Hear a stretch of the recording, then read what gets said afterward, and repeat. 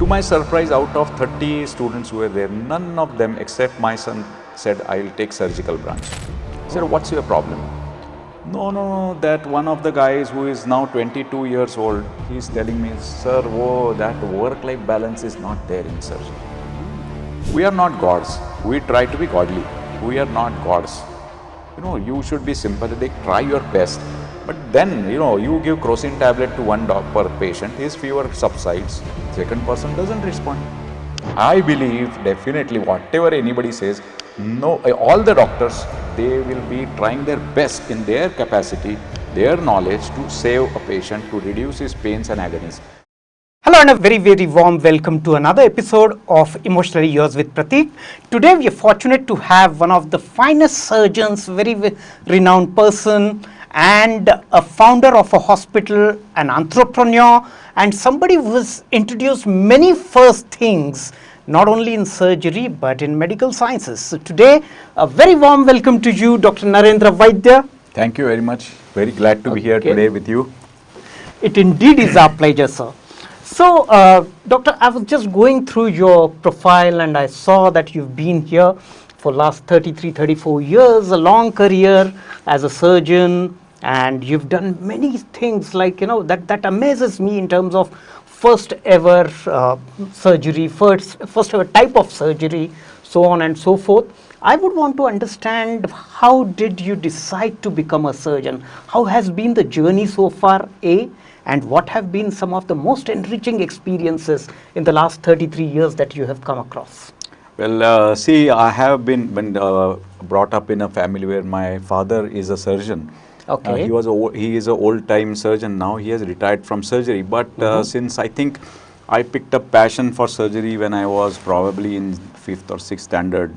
And people say that you get afraid and this, but somehow I used to be after him to take me to operation theatre and etc. So I think I saw intestine when I was probably 10, 11 years old in a surgeon's hand, and I was amazed with looking at his fingers, how magically the fingers of a surgeon work. And so since that time I have really not thought of becoming anything else, and it was always a passion. And it takes quite it's a big hard journey for becoming an accomplished surgeon, and you have to go through a lot of grinds and stresses. But really it has been a very nice and enjoyable journey since last three and a half plus decades.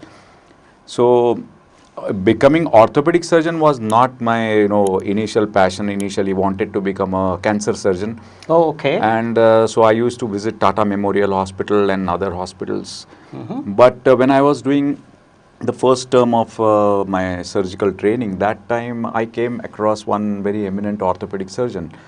And that time, when I am telling, when it was 1989, 1990, when I came to know, I was exposed to some technologies which were being brought to India, and that really attracted me, because in India that time there were very few orthopedic surgeons, and the treatment also was given was, they used to say that India is 25-30 years behind the UK or US and things like that.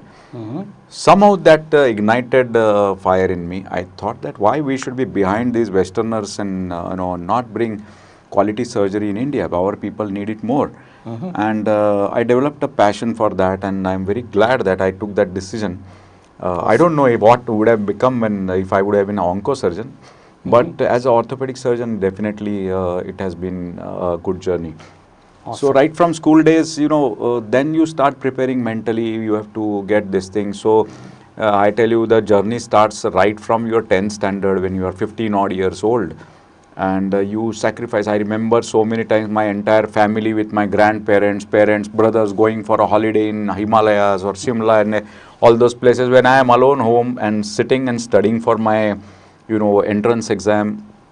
Then you get to your medicine, and then that continues, because they used to say that the cream of society goes to the government medical college. You have to be topper, and then you are then suddenly going in that 100 students in say 3 lakh students of the university area, and then you are competing again for a post graduation, and that journey just goes on and on and on. But if you have a passion towards thing, that the journey becomes enjoyable. definitely, and that has been my experience. That's very nicely put. I mean, if you have a passion, Correct. okay, that's your calling. Yeah. And then the journey becomes enjoyable. You don't feel the pressure. Absolutely, yeah. You don't feel the stress. I see that a lot of kids who go for the medical entrance preparation these days, they go to various classes, they go to various places to get into the prestigious colleges, and there's a lot of pressure around. They don't seem to be really enjoying the journey. Half of them are burnt out. It's a silent burnout that they go through. But it's even bigger burnout once you become a doctor, once you are handling patients day in and day out. Right. Because patients come in a very aggrieved situation to a doctor. And then the doctor has to calm him down. In the first way, they have to make what we call in emotional intelligence is an empathetic connection, a one-on-one connection. Because it's always said that people buy people first before they buy anything else. All right? And it becomes very, very difficult for somebody who's aggrieved, who's agitated, who's in real pain. How, as a doctor, you think you empathize, or anybody in this medical field tries to empathize, A, with the students who are undergoing this grind of getting into the prestigious colleges, B, when they become a doctor, and then they face the patients? Yeah, I think it is a gradual sort of a training sort of thing. Like in cricket, I'll say that initially you play a club level, then you play a Ranji, then you go for test or whatever international level. Right. So a doctor also becomes trained something in that fashion. I think what you mentioned is the first step. If somebody is compelling you to go for medical profession, I think this is extremely wrong. Because unless a person is really passionate, and secondly, unfortunately, they go on doing these bookish studies. They will go for classes, and as you mentioned, and that has been for decades together. Even it's not a situation of today, but even if you go 3-4 decades back, it was the same thing, because the medical seats available in government college, they are very less, and as compared to in private medical colleges, out of reach of many people.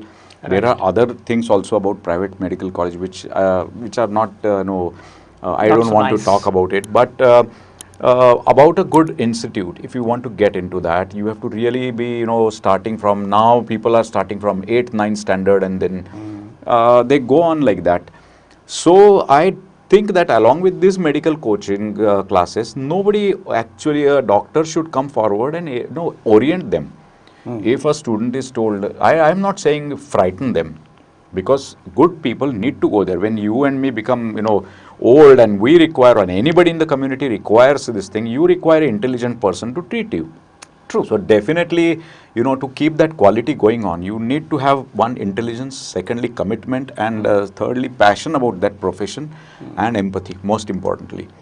There are sometimes we hear that a doctor asks, are you a doctor, or I am a doctor? It's not a way to address a patient when he is in a painful situation, aggrieved situation. So the most important thing, what I do in my practice is that I don't start immediately from their clinical problems.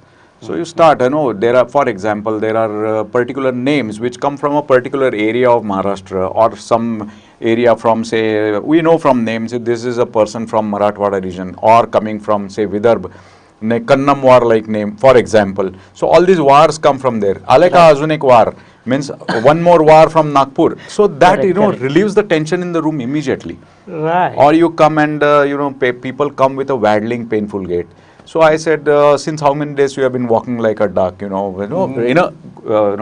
humorous sort of way.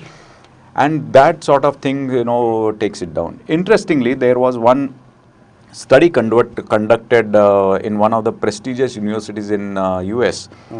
So they wanted to test nurses.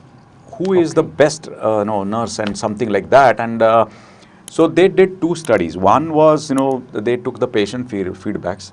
And we also now in our practice give more importance to what is patient feeling.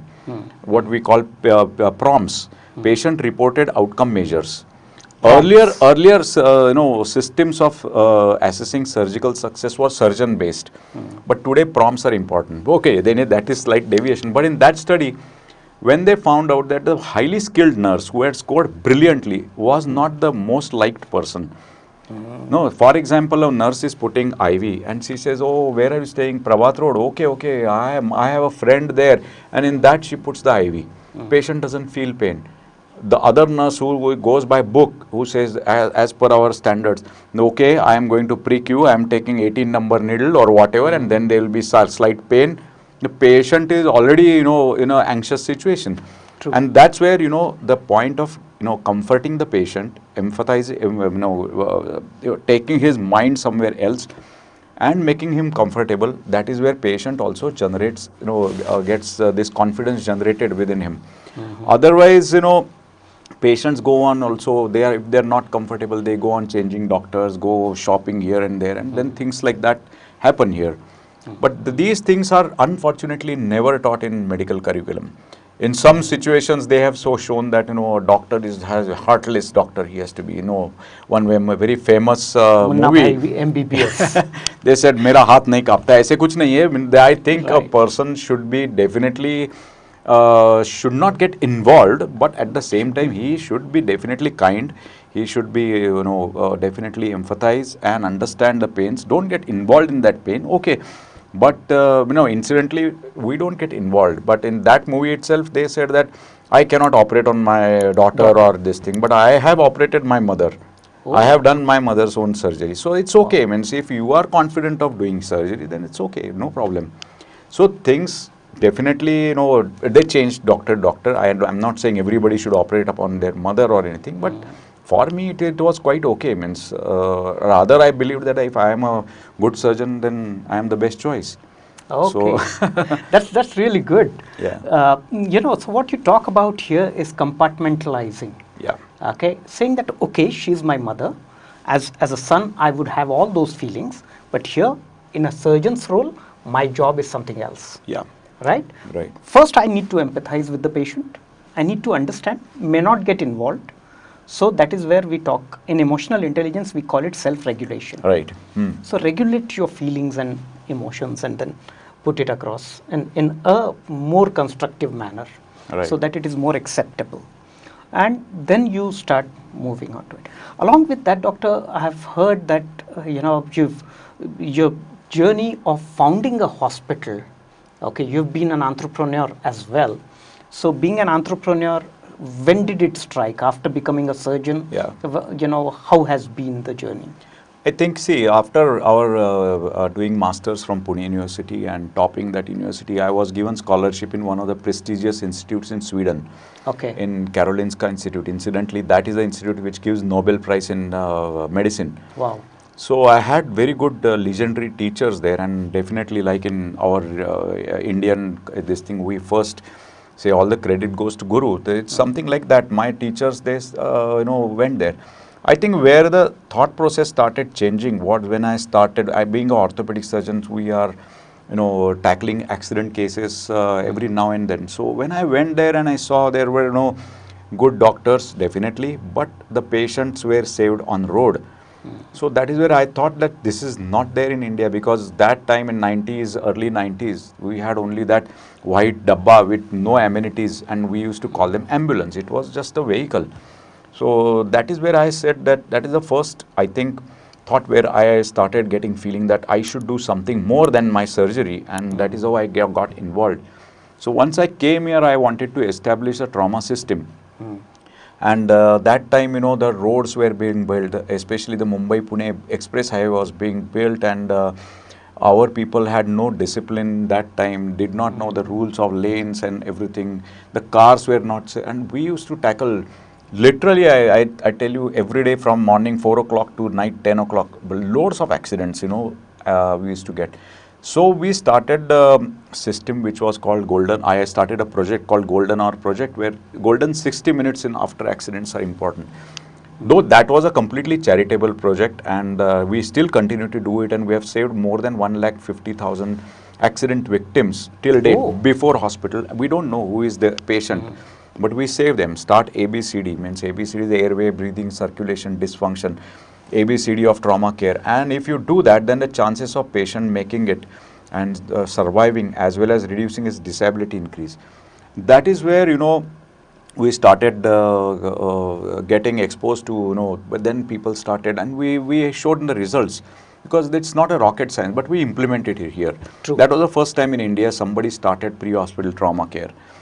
Once that started, patients started believing in us. They started, and then, my father had started Lokmanya Hospital that time, but it was pretty small, and it was what in medical level 1, level 2, level 3, like that we said. So tertiary level hospital, you do complex surgeries, you have ICUs and everything, which was unfortunately not at our disposal. So I started building on that, and keeping my patient care as the first thing, and to increase the hospital footfall also, we started doing public education. So I went in that direction, and by God's grace, it has been a great experience, because this question is also linked to the first question of emotional this thing. Now today, when doctors are coming out, and we hear also there are some non-recommending or unethical methods of generating patients and everything, but if you go and educate patients and tell them about their disease, you can have certain programs around that.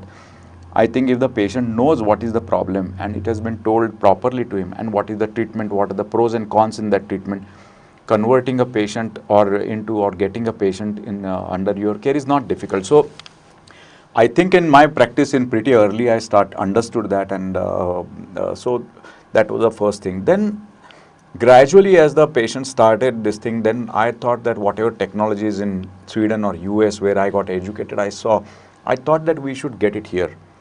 Incidentally, I'll just divert slightly from this talk. When I got a gold medal from Pune University that time, that was my first press conference, and the reporter that time asked me, what is your ambition, on what do you want to do? So I said, see, in medical science today, they are saying 25 years we are behind. But if I get a British patient or a Westerner under my care, then I will consider as a true freedom as far as the healthcare is concerned. 1947, whatever happened, that's okay. But for medical, this thing, we should get patients from those countries, and that is the skill level, equipment level, facility level, we should get it. And that has been my mission till date.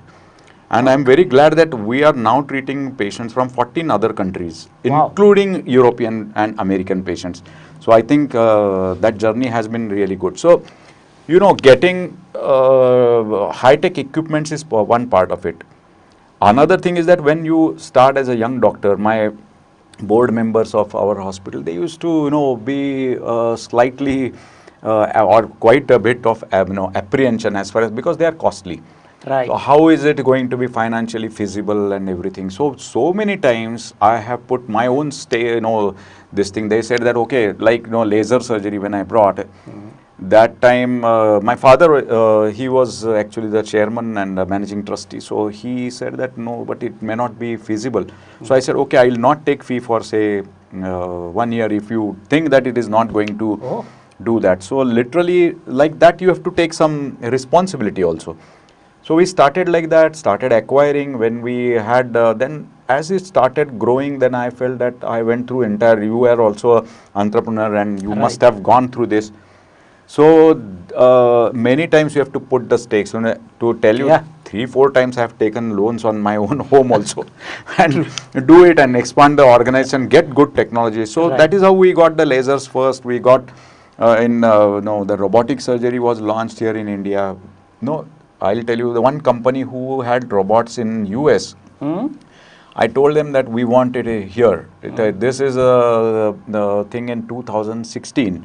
Okay. So those guys laughed at me. They said, India, robot, it cannot happen. I said, we want it. Well, almost 3-4 months I was after them. Now I am willing to buy it. I am doing, but they are saying that it's not going to, it's a poor country. I said, no, we will have it.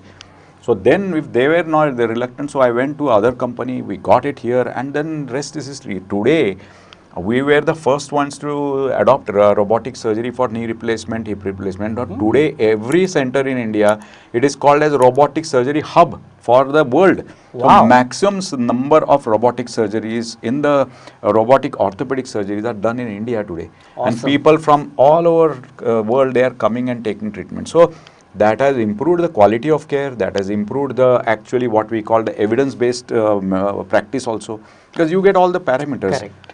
Earlier when they used to say, our teacher used to say, "Kai, sir, everything okay? Everything looks okay." The student has to say, yes, Yes. it's okay. So that was it.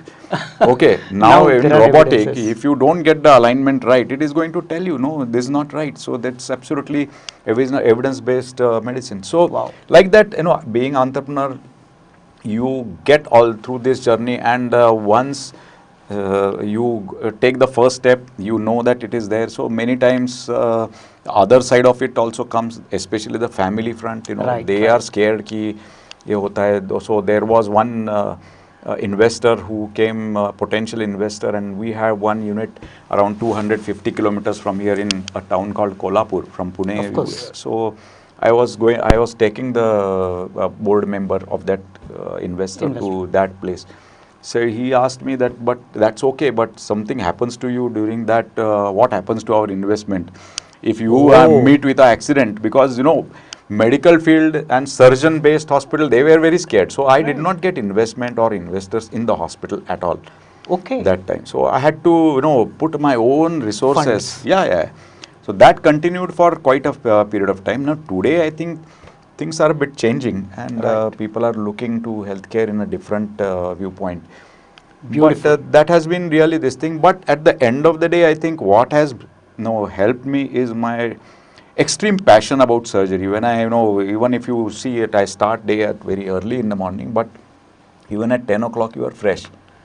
I had been to my son's internship center. He is a gold medalist in MBBS, younger son. So he was doing his internship in a town called Shirur, rural internship. So he was there. So one Sunday, because I have very fond memories of that place. I also did internship there. Okay. My father did there. So it's almost 60 years, and it is same. In 60 years, the facilities, the bathroom, everything is same. Concerned people should take notice of that. I think we share the same toilet with my son.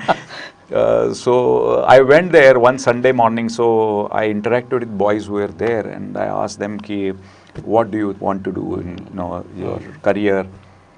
To my surprise, out of 30 students who were there, none of them except my son said, "I'll take surgical branch." I said, "What's your problem?" No, that one of the guys who is now 22 years old, he's telling me, "Sir, that work-life balance is not there in surgeon." It really stunned me. A work-life balance, a 22 years kid who has actually voluntarily, supposedly come in medical profession, is telling me on Sunday morning when he is not awake also at 10 o'clock, your work-life balance, kya bol rahe hai? I was a bit, taken aback. So I sat with him, and what is your exact work-life balance? What is your problem? So, nahi sir, aapko nahi hota kya? Don't you feel stressed? I said, see, my interpretation is something different. I gave him an example of Sachin Tendulkar. I said, Sachin Tendulkar played for 2 decades, more than 2 decades. When he was hitting a square drive, do you think he was stressed? When he was tackling fastest bowler in the world, do you think he was stressed? No, because he was passionate. If I am passionate about my profession, then what? Rather not getting a patient is a stress for me. Oh yeah. So work is life balance. That is what I told him. Beautiful. What is this? Work is life balance. If you are passionate about something, it may not be surgeon, it may be a sportsman, it may be anybody. Right. Somebody has been forced to take IIT, and then I see they become a banker. So that's not so whatever is your passion, if you chase it and then you work for 12 hours, 14 hours, it doesn't strain you. If you tell me to sit in a bank, within 1 hour I'll be stressed. I can't do it. Right. But I am a patient, I am standing for 16 hours, no problem. Because I like it. Right. So I think it's all your calling. Exactly. So these, they need to be oriented. You have also taken a big initiative in training this. So we have, nobody, addresses doctors or budding doctors in this aspect. True. I think it's very important we should take care of these doctors, because if you see today, unfortunately, the suicide rates, unfortunately India, no statistics is available, but if you see US, if you see the death rate of, then lifespan is average lifespan of a common citizen and a surgeon, they are almost 5 years less than the common population. The incidence of heart problems and this thing is more. Then if you see strokes and heart problem, it is more. Suicide rates are also slightly more. But I think there is then the conflict, because then there are multiple factors coming there. True. One is passion. Second is today's strained doctor-patient relationships. I think that also plays on the mind. And overall, how it happens, I am not blaming either doctors or patients or their approach, but the things are becoming like that, and then everybody tries to glorify it or blast it, and makes it the sensational breaking news or something. So I think they are very much stressed due to that. And then what happens is that young brilliant people who have been brilliant in their studies, they are shying away from surgery. So when we are and actually requiring doctors, say 1 decade later, I don't know who will be operating on me. Okay. If they don't take it, if they read in the newspaper that they have vandalized some hospital, they have beaten some doctor. See, none of the doctor wants his patient to not get well or die. True. Who wants it? No, they are not like that. True. I don't know. When so this is something very stunning for me, when media or somebody reports that nobody neglects it. We are not gods. We try to be godly. We are not gods. You should be sympathetic, try your best. But then, you give crocin tablet to one per patient, his fever subsides, second person doesn't respond. So it is body's immune system also and how it responds. Otherwise, everybody would have become immortal. Absolutely. It is not like that. So things which are there in our hand, and I believe definitely whatever anybody says, no, all the doctors, they will be trying their best in their capacity, their knowledge to save a patient, to reduce his pains and agonies. That is my belief, 100%. Communication, yes, there is a lacune, I think, but we should definitely, absolutely approach like this. Now there are few pointers that you've spoken very well here. Okay, one is introducing robotic surgery, which opened up a lot of international patients for you, and patients from various countries, okay, who would feel that India is a poor country, may not have the necessary infrastructure or may not have the facilities, have started looking up to India for their medical treatments. So in case my British friends who are listening to it, I remember a famous title of a Star Wars, The Empire Strikes Back. That's very nicely put, yeah. I have been a Star Trek friend, okay, right. Star Wars friend all through. And now I'll come to the second part where you spoke about your entrepreneurial journey, taking risks, which is a fundamental element of entrepreneurial journey. Absolutely. People not believing in you, okay, looking at you with a little suspicion, laughing at you, saying that, come on, in India you can't afford us, all right? From there, investors backing out because they feel that their money is not safe, right, if something happens to the doctor here, okay? So now what's your calling, the surgery or the business acumen? I think I enjoy both, and especially where we are working is a country of 150 crore plus people. I don't think there is, and everybody is going to need medical help. So there is no shortage of patients here. How do you approach patients is most important. For example, the area which now I focus on is, say, joint replacement surgery. And incidentally, we are the second largest joint replacement center in the country right now. Wow. But, if you take state of Maharashtra, we are around 11-12 crores, out of which, say, 40% are senior citizen, 40-50%. Correct. So that takes it to, say, 5 crores, 4.5-5 crores, out of which 50% are female, 2.5 crores.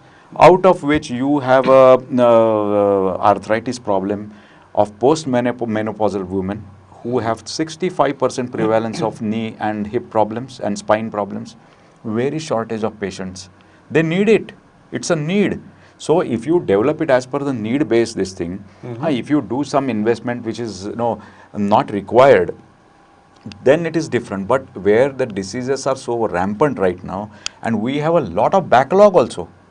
For example, in knee replacement, United States, which is, I think, 1/3 of our population, right, they do 3 million knee replacements in a year, knee and hip replacements. In India, all hospitals put together, we are doing 3 lakh. So that is the kind of this thing, because there is no information given to patients. Fortunately, now insurance penetration has also gone up. Patients' awareness, thanks to social media, also various other channels of people know that this is a successful treatment. So they are coming forward. Another thing is a next door success story. Most of the patients who comes to me, he says that you have operated on my friend or this thing, so I am also coming. So like that, I don't think that is a risk at all, and that's why you may have seen that there of late there has been a huge investments also in healthcare sector. I was talking about 2000 to 2005 when there were not many people willing to touch a healthcare industry. But today there are a huge amount of investments being done. Are available. Yeah. Second thing that you spoke about, both of them are equally exciting, and Yeah. yes, I understand that there are business opportunities, and the business is huge, as you rightly said. There have been corporatization of a lot of healthcare institutions, including hospitals and insurance companies, etc. As a result, there are a lot of merger acquisitions, or there are buyouts of various hospitals, etc., which of course are financial decisions, are driven by the financial aspects of the business. But then later on, we see a lot of controversy in terms of their valuation, their hyped up things, and then to recover that cost from the patient. As a layman or as a patient, I go to a hospital, and instead of paying 400 rupees or 450 rupees for a test, I end up paying 1,500 or 1,200 rupees. That pinches my pocket. Is it mainly driven because of the shareholders' value and the investments decision taken? Yeah, I'll tell you. As far as the investment thing, I have seen in last 2 decades now how the healthcare industry is changing. See, earlier when in 80s or something, they were all trust hospitals. Right. And government used to support these people in various ways. Then they become private hospital. Then some doctors came together, etc., etc. So like that, I think around 8-10 years back, the healthcare industry was open to FDI, foreign direct investment, FDI. Correct. And various funds could take majority stakes in Indian hospitals, which was not allowed. Earlier, you could acquire, some shares, but they were not majority stakeholders. Right. Now, today, if you see the major brands in Indian this thing, except for a few exceptions, today almost 70% of the corporate hospitals have been funded by the funds who are overseas funds. Okay. And that is where the cost, what you were mentioning, comes in picture. Now, suppose there are many hospitals, I will not take names, but many hospitals who have received funds from, say, Canadian funds or Singapore funds or Dubai-based funds, and so many. So now if you compare the costs of medical treatment in, say, Dubai, the knee replacement there in Indian rupees costs somewhere around 25 to 28 lakhs for one knee. In India, we are accustomed to do a knee replacement in 3 lakh rupees, 2 lakh rupees, something like that. Right. So they always, the investors now, remember, they have acquired these hospitals at that particular this thing where they are doing treatments which are 10 times costlier. You go to US, it costs the same, it's a bomb. So I think personally, it's my opinion that this is a very dangerous scenario as far as, foreign people who are going to control the healthcare industry and private sector is emerging. So what I think and what we have done is that we have like-minded doctors, we have come together now, because beyond a certain limit, an individual cannot go on putting funds, because every machine is very costly and it's not possible. And okay, it's okay to invest in my specialty, but today, tomorrow, a neuro is there, or a cardiologist is there, or you have a organ transplant person. So we, in our organization, some people like that, we have come together, and we are establishing an institute which will be, as of now, at least we intend not to, involve a foreign FDI fund or something like that, because we understand the needs in Lokmanya. We understand this is there. If I was to take treatment there, being a decent place, insured, it pinches hard.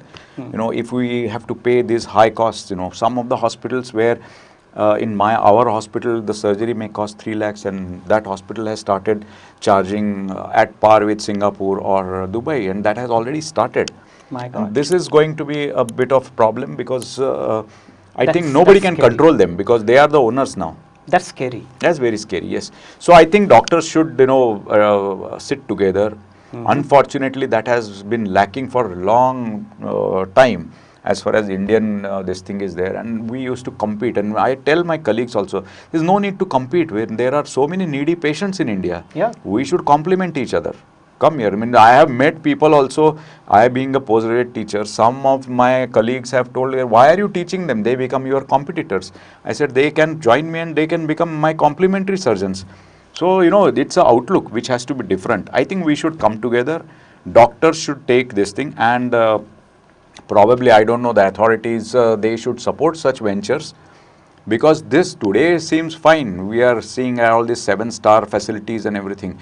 But that has become more of a hospitality industry, more than hospital and patient care industry. So I think we should look back, because patients, everybody will feel nice if you are keeping them. And people think that, okay, my insurance is taking care. No, insurance is not taking care of that. You are paying that insurance premium. So ultimately it is going, to, very different. And I personally don't think that Indian healthcare scenario is fit for a US HMO like system. I don't feel so. It has to be a combo. Like in Lokmanya, we are supporting all government schemes, all these things. We do below poverty line patients also. Whatever percentage the government has outlined for private hospital, we are doing that. So I think we cannot shy away from our responsibility, social responsibility, and that we have to do. There will be private patients, there will be patients who require deluxe rooms. So we have to have that particular system. So that balance has to be there. But if you purely weigh them and start treating them in purely so-called corporate fashion, I think it's very dangerous. Yeah. It's in fact, when you spoke about it, I remember two things, and I'll take you back to the question of work-life balance. When you put your money and, when you work on this, the investors might pressurize you to work beyond hours as well. Correct. And that, from a human angle, it becomes very, very difficult to means typically the investors are nice with you, and then things are going, then their period ends. That is the time when I have gone through that. So that is the time, when they will start pressurizing that I want this return, that return. But somehow till date we have managed it, and I think, but that's definitely, if you take investments and people, last couple of years back, our Maharashtra Orthopedic Society had invited me to give a lecture on something similar topic. So, there are pros and cons of every fundraising unless you raise funds. But the only thing is that if you have a shared responsibility with couple of doctors coming together and putting up setups, I think that is, but before they come together, they should have a goal in their side, where we are going. Because what happens, in that model, suppose there are 5 doctors, and out of which 3 doctors are doing well in their individual practice, and 2 doctors are doing well, but their branch is not that much revenue generating, and then there are conflicts. I've seen these examples. Like there are 3 surgeons and 2 MD physicians. You can't compare surgical fees with a consulting fee. So then they start conflicting. No, my contribution was 60%, yours was. So that is this thing. But that's a matter of choice they have made when they did their MBBS and chose the branch. So they should understand and go ahead with that. All right. But unless you come together, I don't think this is going to be a really good scenario in coming. And these corporate hospitals have reached tier, metros and top tier cities. Next target is tier 2 cities, where the major population lies. Right. The district places or taluka places, where if they go, and they will go, they have very deep pockets. So that is one side. You talked about patient. On the other side, doctors are also pressurized. That's what I said. Yes. So the tests, whatever, cost is there, but doctors also are pressurized, and right. It's a big problem. You mentioned about the conflicts between the doctors, that conflict of interest, and every conflict, resolves, tests your resolve, right? Yeah. It tests your patience, it tests your mental strength, emotional well-being. And are there moments of emotional distress when such conflicts arise, and how normally people deal with it in the medical field, and how you have dealt with it so far? Yeah, in medical field, I think there are a lot of things like that, and doctor carries a load of patient also, whatever he has operated, and after he finishes, then you start getting all this, financial and organizational thing, and it's a very hard thing to tackle. I have undergone it, quite a few times. Especially I'll tell you, when we at Lokmanya were mainly a surgical hospital, and recently we had acquired one hospital in Pune, which was a fairly big investment that time. And that time COVID happened. Oh, And okay. I had in my hospital almost 100 workers from Bihar who were entrapped in the hospital. And that hospital at Senapati Bapat Road, it came under this containment area. So now workers entrapped there. The loan, EMI and everything started, almost 150 crores project. I'm aware I of am that the hospital. fully, yeah, Because fully personal guarantee and everything right, there. right. I'm The- aware for the simple reason that I had 2 patients from my home in the same hospital. Oh, okay. Right. So, the workers also did not have food because even the Kirana shops were closed, and so Correct. we had to provide them ration from our house. Then 3 of my family members, immediate family, including my father, on ventilator. So this is a big scenario, and that was there. The same time, that time investor was to wanting exit, etc., etc. So during that time, I think what helped me was my habit of reading. Helped me a lot. I read a voracious reader. I have a library of more than 1,000 books at my home, and I Wow. read a lot. So I have read about various, personalities, not only doctors, who have actually tackled stress in their life. And I said, this is nothing. Okay, we can. So you have to prepare yourself mentally Internalize. like that. Second thing is that we at our home are into my father or my grandmother. They follow this Datta Guru, and Correct. so meditation helped me a lot. I started having sessions of pranayam and everything, and it helped me a great extent to calm down me, because there were episodes when I used to get angry, and Right. you Emotional outbursts. outbursts were there. Then you carry your stress home. So my father used to tell, see, when you are coming home, you take out your chappals outside the home. It's a symbolic thing, but then that is how I started preparing myself. So it's not a problem when you do this, compartmentalize and tackle it. So I think, but it's tough at times, very tough, very, very tough. I remember a But famous... one thing I must Yeah. mention, in spite of everything, I must maintain, when I was with patient care, I was in deep satisfaction and calmness was there. My clinical thing never got disturbed, because hardcore surgeon, hardcore clinician, passionate clinician, I had no problem. Lovely. My other things got disturbed, but when I entered, my anger was outside, my dissatisfaction was outside, whatever, tensions were not there. So it was okay. When I am there in the operating room, I am absolutely calm and quiet. I remember the statement that you've made, that surgery is meditation for you. Yes, absolutely. Wow. You don't feel anything. You are in that deep state where, You enjoy it. Yes, enjoy it, and you get completely involved in that. Whatever is going around you, you just don't Doesn't notice. bother. And that rhythm has come in this thing. Means my operating, even the pulse rate, I don't look at the monitor, but the pulse rate rhythm changes. I tell my anesthesiologist, see, the pulse has gone up. See the ECG, I think there are some ectopics. So that rhythm for last 35 years is in my mind. Ki thoda hil raha hai, kuch dekh lo. So like that, you get into it, and that that state has to come. Initially, it may be difficult, but Eventually it does. you were asking about the initial risks. I'll tell you, Right. first experience. I was a trained surgeon in spine surgery, and I came from Sweden. And I told my father, who was heading the institute that time small hospital.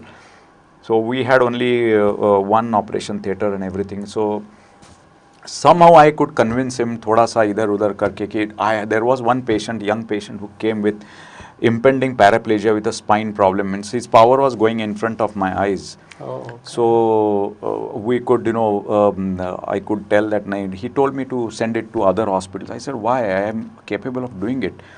So that was, I think, I'll tell you the date also, and it's of today when I look back. It was 31st of March in 1996 when I came back, and so I took that patient in the evening, and I had told my father, he had suggested to send it. So I said, there is no place in that hospital.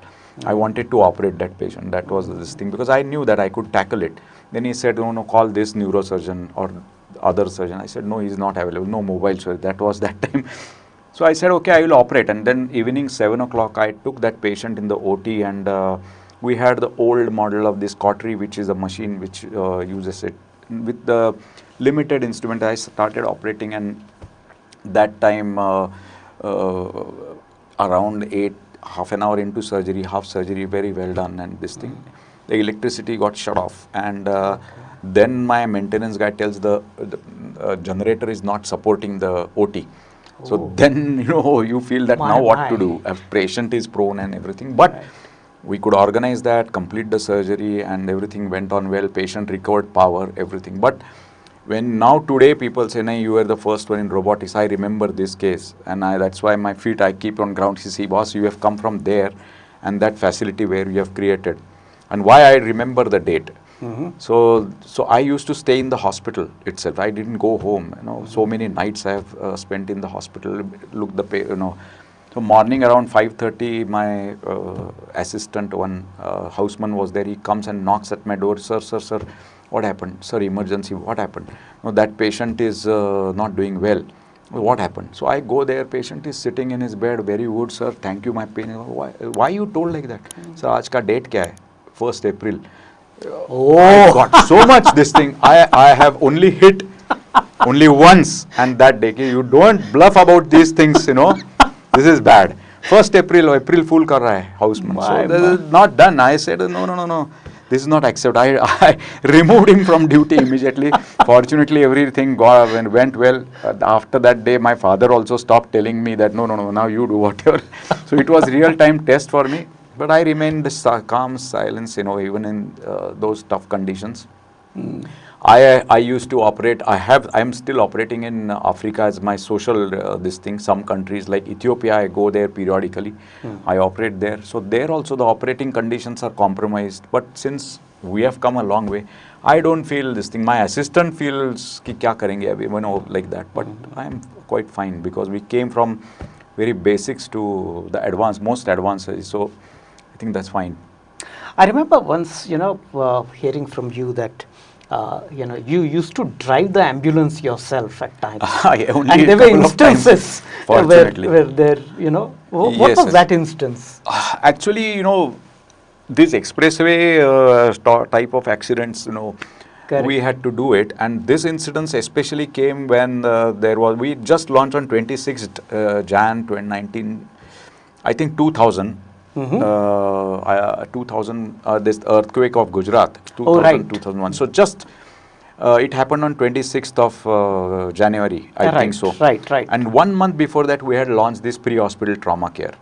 And then this earthquake happened. So I told my staff that time, I had only 8 doctors who were trained on pre-hospital trauma care. So I am told that now we are needed there, so we must go. So we started going from the ambulance. We went to Ahmedabad. We met the Indian Medical Council people and asked them where the help is not there. So they gave us a region called Anjar. Anjar is a town in Bhuj. So they gave us an Anjar. It was devastation, absolutely. So I established a field hospital. And then I told them that we will all go to the nearby villages and get patients. That's the time when I myself in the morning used to operate. We had one operation theatre, one ambulance which was made into operation theatre, which was constructed like that. Because in mass disasters, today you get a lot of mass disasters, and still we are not equipped for that in India. So that time in 2000, I had created one ambulance myself and designed it to be a ICU mobile as well as operation theatre. So we operated 80 patients during those 7 days in Anjar. I myself operated there along with my anesthesiologist and assistant surgeon. And that is the time in the morning we used to operate, evening go to the villages, drive ambulance, get the patients. Like that's something we did. But not on highways, not many times. Okay. Yeah. So just few, I'll take you back to those instances where you say that every doctor wants his patient to do well, recover, and then go back.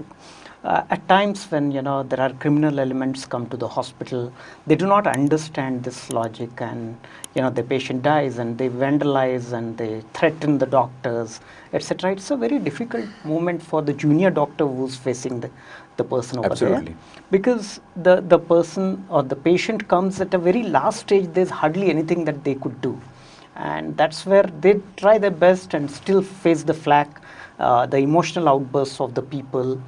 There could be communication issues, as you rightly said. But having said that, do you see that more and more uh, anger is being built up in Indian masses, and Yeah. more so these criminal elements getting into Right. getting out of hand, and vandalizing the hospitals and threatening the doctors and so on and so forth. I think the aggression is in toto. I think thanks to couple of movies or something. This is also contributing. It's on street also, in hospitals also. We Yeah. are all angry. Why? I mean, India has simple become thing- an angry simple country thing over the like period of years. somebody comes in front of your car. Whose mistake or whatever. But people who they will start fighting, and sometimes they can take out a weapon also. In hospital, what happens? I think very unbiased. My view, I will tell you, is that 2 3 things are there. When patients, there are two problems which are fundamental in this. One is communication, Right. and number two is finance. These are two things which ignite the situation in the hospital. Patient comes maybe at critical stage, or he is under treatment, and in spite of doctors, this thing it doesn't go. First thing is that in every stage of treatment, whether the medical team has communicated properly the condition, have you taken whatever verbal or written consents is very important, and you need to make the patient aware of the real pros and cons. Sometimes to retain the patients with an "nahi theek ho jayega," that is not going to work anymore. So you tell the patient, inform them. So many hospitals are putting counselors also in between and tell them, because doctor may be busy in clinical treatment and there is no communication. They are trying to save it, and then things happen. Second thing is to avoid payments. That is another thing also is there. And there is no sympathizer for doctors. That's a hard reality. No Yep. press, no media is supporting and putting this side of doctors. Why a doctor would want their a patient to be dead in their hospital and this thing? Nobody wants it. But again, things like that you communicate, and most of the times things they are tackled. But if you start arguing with them, then it's a problem. I think communication, and somewhere financial things where we get calls from many politicians or some people to leave the bill and everything, then it's a problem. Ultimately, we have to also look after our hospital, because there are hundreds of workers working there, right? From a Right. sweeper to a surgeon, everybody is there. So financial aspect, up to a certain limit, hospital can help, but just to avoid payments and this thing, vandalizing a hospital is bad, Yeah. definitely. And the doctors are the ones who, as you read, again, I'll take you back to the statement of work-life balance. There's a lot of struggle where, you are an entrepreneur as well as a doctor. So that becomes all the more difficult in terms of keeping the work-life balance. The family has to be very understanding Yeah. and supportive of it. Absolutely. All right. Yes. Having said that, there are difficult moments at times where you felt not so well, saying that, hey, this is the time when I wanted to be there, but unfortunately I am not there. Like you said that your family used to go on vacation to Shimla and various other places while you were studying. Okay, there are moments in every doctor's life like this. How you think that they need to really compensate with it, or they need to live with it? The doctors, Yeah, I doctors think- and their families. yeah, I think first of all, doctors should stop working in isolation. Okay. Yeah, because if you build a team, then the responsibility as well as the stress is shared. Right. Today, everybody is a lone warrior, and that shouldn't be the case, because today we are tackling more and more complex cases, more and more elderly patients, more and more situations. So, need to build team of non-clinical people who are looking after this thing. Then surgeons team. Suppose tomorrow I want to go out somewhere, and I don't have a backup orthopedic surgeon. It's not going to work like that. So even if you are not there, you need to create doctors, like-minded doctors, who will be equal to you in clinical proficiency, and that is the situation to tackle stress. Just because I am a surgeon now, how I can go? Now some surgeons I have seen that when if they want to go, they will shut the hospital 5 days prior, then go and come back and start practice again. I think that may be working for them, but for me, I think I have created a good, care Ecosystem. for non-clinical as well as clinical expertise who can take care of this. And if you share the responsibility, like again coming back, I am a fond cricket spectator. So earlier, one person used to make runs, and that person is out. The team used to lose. Now today, if you see, everybody contributes. Absolutely. And then they are winning. So that's the way we have to tackle it as a team. Awesome. Yeah. So if you build team, I think that stress also can be tackled. Patient care also can become better. And you tell the patients right from day one, kid, this is our team. Sometimes this doctor may visit, but we are all communicating. Today there is no problem in communicating. Every day, rather that over communication is giving some stress. You are always traceable and accountable. So that's why I think team building is paramount importance. Building an efficient team, backing them up, creating the values, and that's what we call in emotional intelligence. A lot of emphasis is on interpersonal relationships. Absolutely. Yes. Interpersonal relationship at work, interpersonal relationship outside work, social relationships or family, so on and so forth. How has been family understanding of your, entrepreneurial drive, taking risks, as well as being extremely occupied, being a surgeon yourself? I think without family you can't work. One side stabilization is most important. My parents have been always encouraging. Wife has been more than, there are no enough words for my wife as well as children, because I don't remember how my elder son actually, he is also ophthalmic surgeon now. But definitely the milestones you remember, but then it was so fast. But they have always understood me, they have supported me, at times argued with me for my benefit, and they have been extremely supportive. If there is not there, you can't progress at all and remain calm and quiet. That I think is fundamental. All right. Yeah. Okay. So this is called a wise husband, always acknowledging the wife. No, definitely. So far, yes, truly, that was on a lighter note, doctor. Going further, how do you see the upcoming generation of doctors, and what's going to be your advice for them? I think they should chase their passion. If they are passionate about this thing, don't worry about work-life balance in your early days, because if you wanted to become a surgeon and just for theoretical some obstacle like work-life balance, you are not going for, so entire life you will be sulking. Or if you are, I can give example of my family itself. My son wanted to become orthopedic surgeon, wanted in the sense he said that I want, like you, I will become. So I said, you work with my other team members first, don't look at me and doing knee replacement in 20 minutes and 25 minutes, because he said everything seems easy. So then still he took orthopedics, went for training in a very prestigious medical college for MS. 6 months down the line, he said, no, whatever you were doing, the other surgeon there is taking 6 hours for that surgery. And he said, no, I don't want it. So I said, okay, but you don't want it, you leave it. Don't be sulking for entire life. Then you choose whatever, you go around, see what you want. That is why he chose ophthalmology, where there are no bones now. So, so he is so happy, so content, and an extremely accomplished ophthalmic surgeon. So I think that is how he again had to give that NEET exam and do everything. But I am happy that he has got what he has liked, and now he is chasing that passion. So it doesn't matter that your father is like this and so you should do this and that. So they should understand what is burning inside, what is the burning desire, and chase that. I think for young people, that is the only message. If they want to become surgeon, they should become. Don't worry about how many hours you are going to be standing. Okay. Don't worry about long hours of day. Don't worry about money. Whatever is there, I think that will be, you will be getting it. And you will be doing a thing which you like. That's most important. Very important. So the ophthalmologist has found his vision, if Yes. I have to put it. Correct. Yeah, that's right. Yeah. All right. So now the last question, okay, before we conclude, doctor.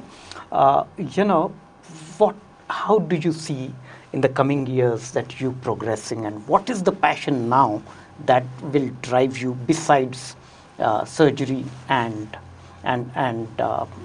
business?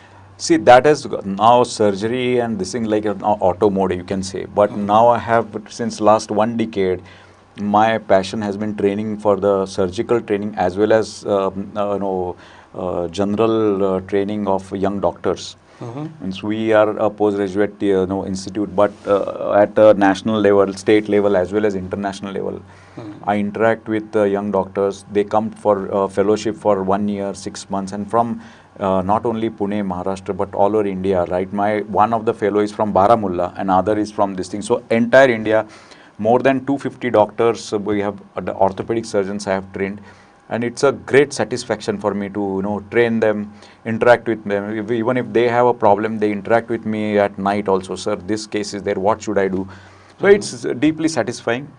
I will be starting a surgical channel for surgeons, okay, basic surgeries to most advanced surgeries. So in mostly the surgeon education is a passion. At the same time, some things which I have learned, yesterday itself, night, one of my surgeon student, he called me, sir, I have got an opportunity in one of the town in Maharashtra, Karad rather, Right. that I have this, but at the same time I am having a offer from corporate hospital for this salary, and this is a hospital which I have a chance of acquiring. What should I do? So I guide them in their other things also, non-clinical things. Right. So it has been good, I think, to give it to students. Give it back to the. Secondly, I have started in last 2 years a mission called as Rural Orthopedic Mission, which is completely, I don't charge anything for that, where I think there are a lot of farmers and tier 2, tier 3 cities or villages. So every 2 months, I, along with my team, we go to various small towns and hold free camps there in Dhule, Jalgaon, Aurangabad and surrounding area. Up to Jalna we are going. It's tiring, but it's satisfying. So trying to take it to the masses at the lowest socio-economic status also. And we are trying to help. So these two things, I think I am driving it. Lovely. Yeah. As you said, going to till Jalna, extend your trip a little more and go to Hingoli, my hometown. Yeah, I know. All Sunil has been calling me there. Right. All right. It was lovely talking to you, Dr. Narendra Vaidya. And like every podcast, we have got a small tradition which we would like to follow. I'm going to give you a mug and get it signed by you. And I'll sign one mug for you. Okay. So that every morning coffee, we can remember each other. Sure. All right. May we have the mugs, please? Okay, I'll go first.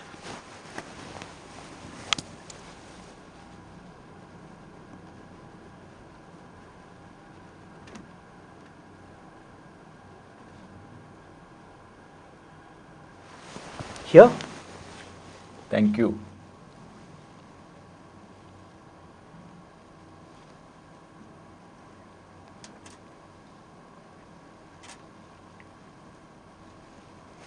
Okay. Now it's your turn, sir. Yeah, sure. Where should I sign? Here? In Yeah. between this.